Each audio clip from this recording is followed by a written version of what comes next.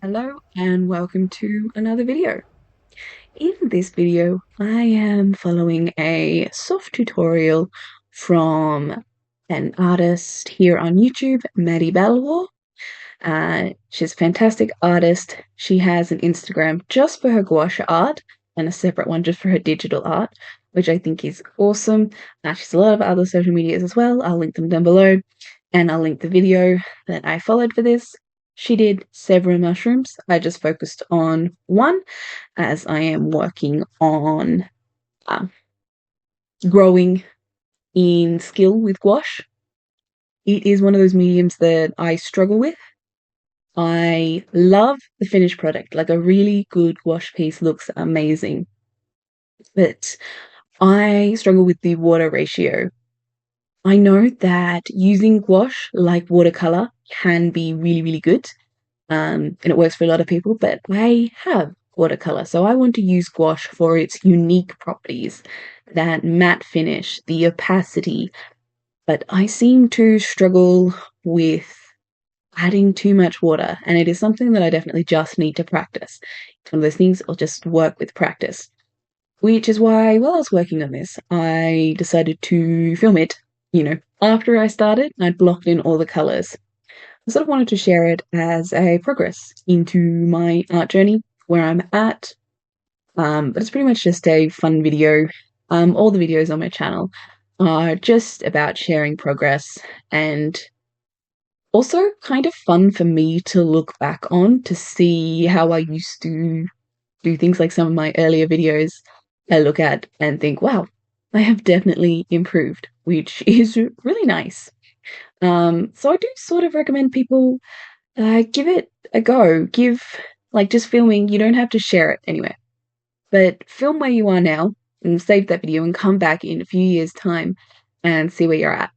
It's even better than just a still image, because the still image, you can physically see how much you've improved. But when you get to watch a video of yourself playback, you see how your technique has improved.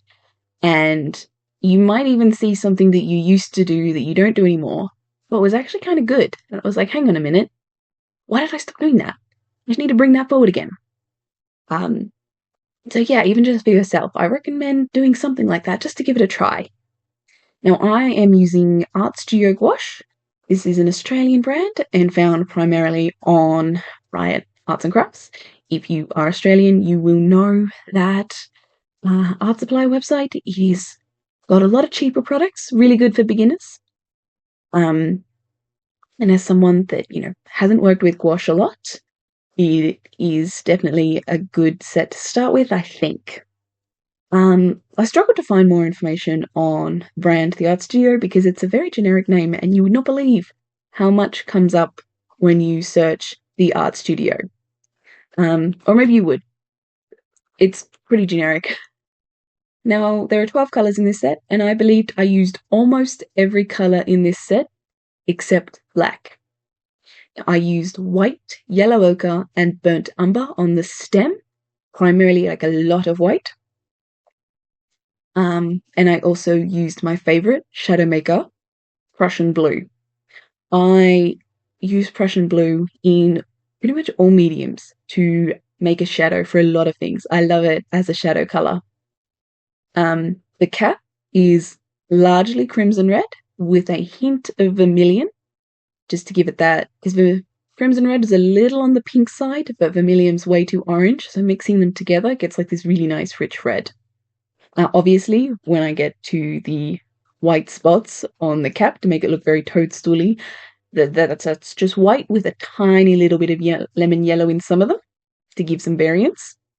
The underside of the cap is burnt umber, yellow ochre, Prussian blue, white, and a little bit of lemon yellow to give that sort of glowy edge effect, which I think worked. I'm not too sure. The dirt and the branch are made of varying degrees of burnt umber and burnt sienna together to give that nice, rich, earthy brown.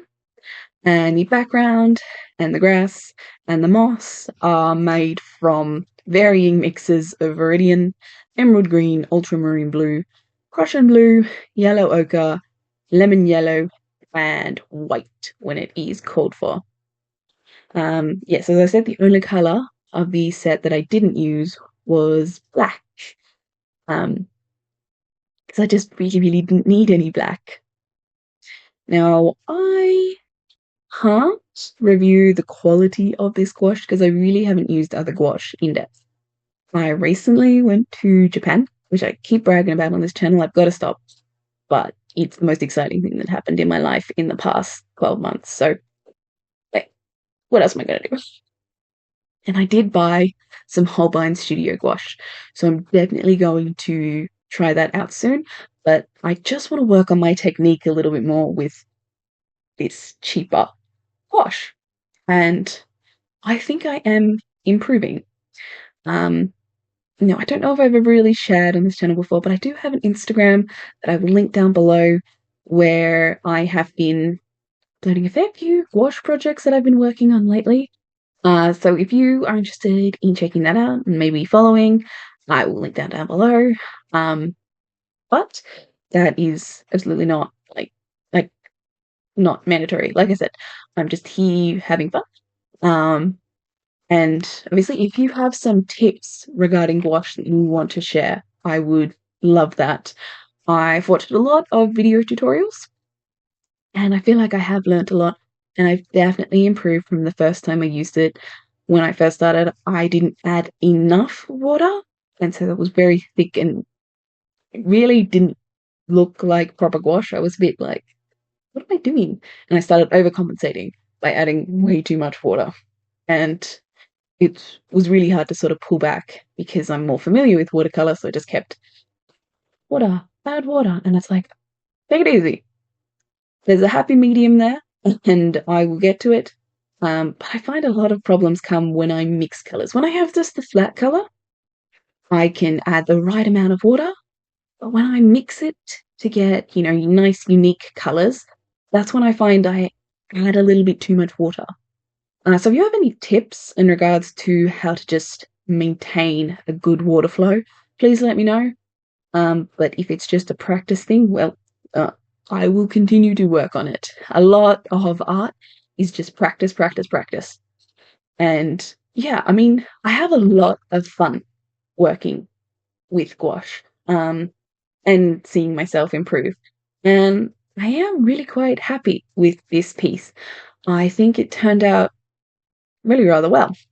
I think that there's like a nice ratio of thickness of the paint in the front, and then it can get a little bit more water in the background, which adds to that sort of hazy effect of like a focal blur. Like the mushroom is obviously in focus, and the background starts to blur out. So yeah, I'm really quite happy with it. But yeah, thanks for watching. If you've got any advice, leave it down below. And if I'm lucky, I'll see you in the next one. Bye bye.